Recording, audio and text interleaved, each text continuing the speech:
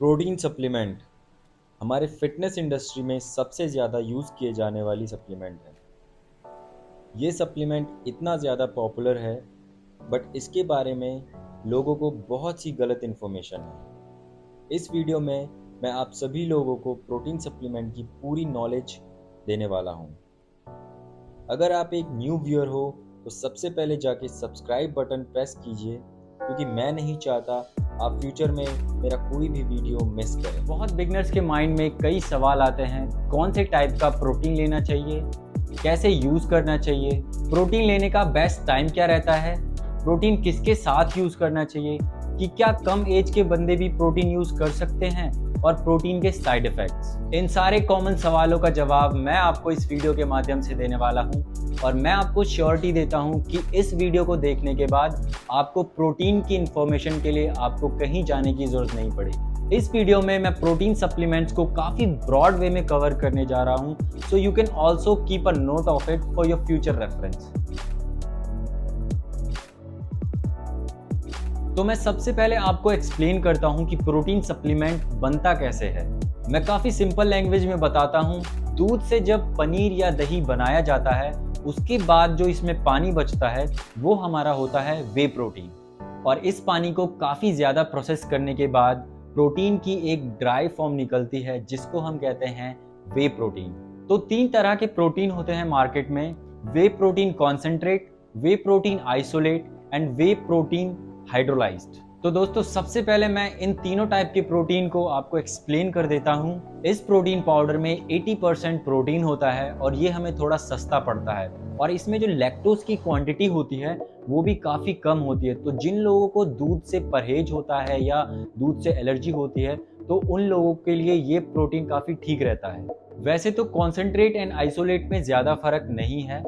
Isolate की एक extra processing होती है, जिसके बाद इसमें हमें 90% प्रोटीन मिलता है, और इसमें जो कार्ब्स एंड लैक्टोज की क्वांटिटी होती है वो बिल्कुल ना के बराबर होती है। नंबर 3 पे है हाइड्रोलाइज्ड वे प्रोटीन। तो इस प्रोटीन को आइसोलेट प्रोटीन के बाद एक अल्ट्रा प्रोसेसिंग किया जाता है, और इसके बाद जो हमारे पास प्रोटीन की फॉर्म होती है वो सबसे ज़्यादा प्योरेस्ट वे प्रोटीन की फॉर्म होती है, जिससे कि हमें बिल्कुल प्योर प्रोटीन मिलता है। तो गाइस, जो लोग बहुत सेंसिटिव हैं, जिनको लैक्टोज से एलर्जी है, और जिन लोगों को कार्ब्स एंड फैट की क्वांटिटी उनके प्रोटीन में नहीं चाहिए, और जिनको बहुत ही फास्ट डाइजेशन चाहिए उनके प्रोटीन का, तो उनके लिए प्रोटीन हाइड्रोलाइज्ड बहुत ही अच्छा और बेस्ट प्रोटीन होगा। अब मैं आपको बताता हूँ क्यों आपको वे प्रोटीन को कंज्यूम करना चाहिए। प्रोटीन सप्लीमेंट्स का एक फंक्शन होता है कि आपकी जो डेली प्रोटीन की इनटेक है उस गोल को पूरा करना। इस दुनिया में हर एक इंसान का एक प्रोटीन रिक्वायरमेंट होता है, जो वेरी करता है उसके body weight, age, height and muscle mass पे। तो गाइस, ऐसा नहीं है कि अगर आप आज प्रोटीन ले रहे हो तो अगले दिन एक प्रोफेशनल बॉडी बिल्डर बन जाओगे और आप एक मस्कुलर मैन बन जाओगे। ऐसा बिल्कुल नहीं होता। मेरे सभी दोस्तों को पता है कि हमारी जो टिपिकल इंडियन डाइट है उसमें जो प्रोटीन के सोर्सेज हैं वो बहुत कम होते हैं। इट्स लाइक हम अगर रोटी, सब्जी, चावल खा रहे हैं तो उसमें जो प्रोटीन का कंटेंट है, प्रोटीन का जो क्वांटिटी होता है वो बहुत ही ज़्यादा कम होता है। अब जैसे कि मैं नॉनवेज खाता हूँ, तो चिकन एंड अंडों को खा के, कंज्यूम करके मैं जो डेली इनटेक है प्रोटीन की उसको पूरा कर सकता हूँ। लेकिन अगर मैं बात करता हूँ वेजिटेरियन बंदों की, तो उनको थोड़ा सा स्ट्रगल हो सकता है अपनी डेली प्रोटीन इनटेक को पूरा करने में, क्योंकि जो वेज प्रोटीन सोर्सेज हैं उसके लिए हमें थोड़ी सी मुश्किलों का सामना करना पड़ता है। बट गाइज, ये पॉसिबल है। हम बहुत सारे ऐसे प्रोटीन सोर्सेज हैं वेजिटेरियन, जिससे हम प्रोटीन को ले सकते हैं। आपको बल्किंग करते टाइम 1.5 ग्राम से 2.2 ग्राम्स ऑफ प्रोटीन पर KG of your body weight लेना होता है, एंड कटिंग करते टाइम आपको 1.8 ग्राम से 2.2 ग्राम्स ऑफ प्रोटीन पर KG of your body weight लेना होता है, और ये एक जनरल रिकमेंडेशन होती है। गाइस, प्रोटीन सप्लीमेंट जो है वो फूड से ज़्यादा कन्वीनियंट पड़ता है अगर आपको अपनी डेली प्रोटीन की इंटेक को पूरा करना है। तो सपोज अगर आप नॉनवेज खाते हो तो आप हमेशा अंडों और चिकन पे डिपेंड नहीं रह सकते, और इसका एक बेनिफिट ये भी है कि प्रोटीन सप्लीमेंट फूड से ज़्यादा जल्दी डाइजेस्ट होता है।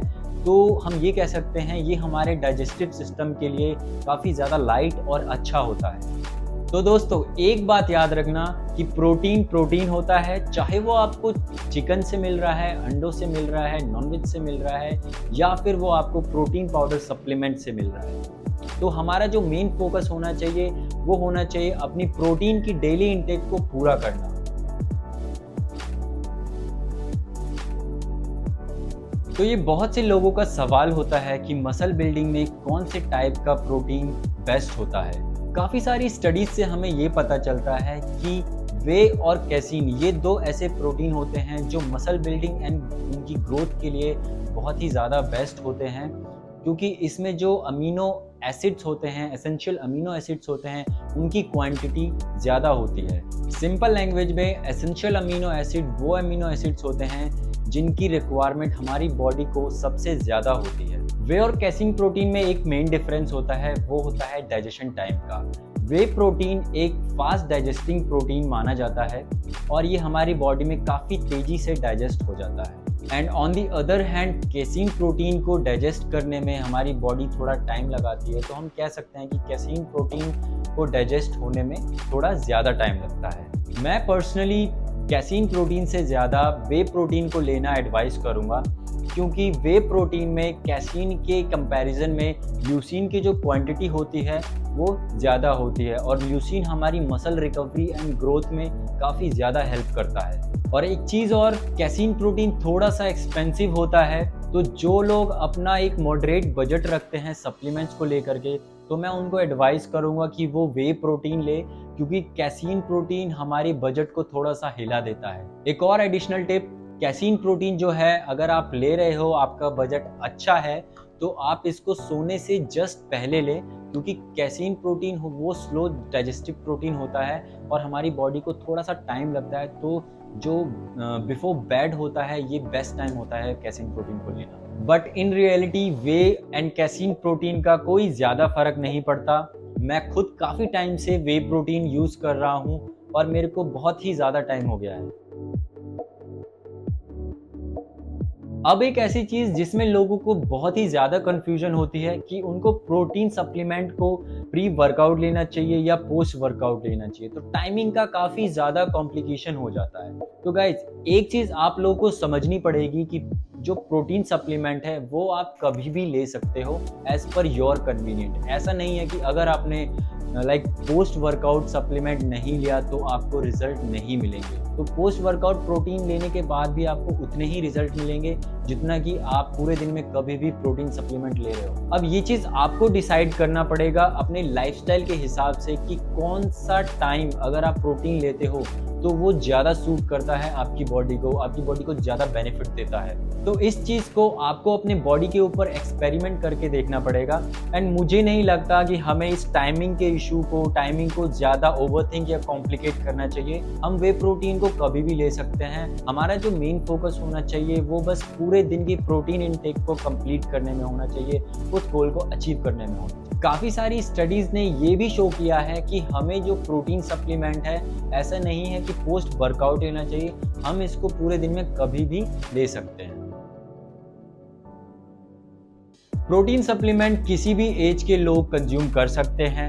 अगर आपकी एज 15 या 17 है और आपने जस्ट फिटनेस जर्नी की शुरुआत की है और अगर आप नोटिस करते हो कि आपका जो डेली का प्रोटीन इंटेक है वो पूरा नहीं हो पा रहा डेली फूड से, तो आप प्रोटीन सप्लीमेंट को अपनी लाइफ में ऐड कर सकते हो। ये आपको बहुत ही ज़्यादा बेनिफिट देने वाला है। अगर आपकी एज ज़्यादा है तब भी आप प्रोटीन सप्लीमेंट को यूज़ कर सकते हो, कंज्यूम कर सकते हो।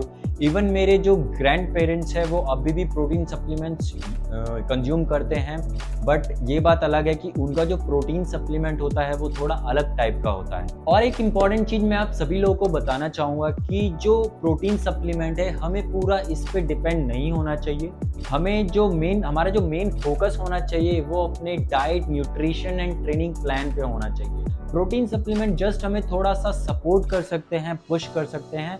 सो we can not totally depend on protein supplement. तो प्रोटीन सप्लीमेंट किसके साथ लेना चाहिए? दूध के साथ लेना चाहिए या फिर पानी के साथ लेना चाहिए? तो गाइज ये चीज एट द एंड डिपेंड करता है कि आपकी डेली कैलोरीज इनटेक कितनी हो रही है। अगर आपके पास खर्च करने के लिए एक्स्ट्रा कैलोरीज है तो आप जो अपना वे प्रोटीन है उसको दूध के साथ ले सकते हो। बहुत लोगों को वे प्रोटीन एंड पानी का टेस्ट अच्छा नहीं लगता। अगर आप वेट लॉस या कटिंग कर रहे हो तो उस सिचुएशन में अगर आपके पास कैलोरीज खर्च करने के लिए एक्स्ट्रा नहीं है तो आपको प्रोटीन को पानी के साथ ही लेना चाहिए। आपके पास और अदर कोई ऑप्शन नहीं है। क्या आपको थोड़े दिनों बाद प्रोटीन लेना बंद कर देना चाहिए? और अगर आप प्रोटीन लेना बंद कर देते हो या फिर ब्रेक देते हो तो आपका जो मसल है वो क्या लूज होने लग जाएगा या फिर जो आपका जो फुलर लुक आ रहा था वो क्या खत्म होने लगेगा? तो गाइस पहले तो आपको प्रोटीन सप्लीमेंट्स को जो कंजम्पशन है उसको बंद करने की बिल्कुल ज़रूरत नहीं है। अगर आप अपनी प्रोटीन की डेली इनटेक को पूरा नहीं कर पा रहे हो फूड से तो आप protein supplement for the rest of your life consume कर सकते हो।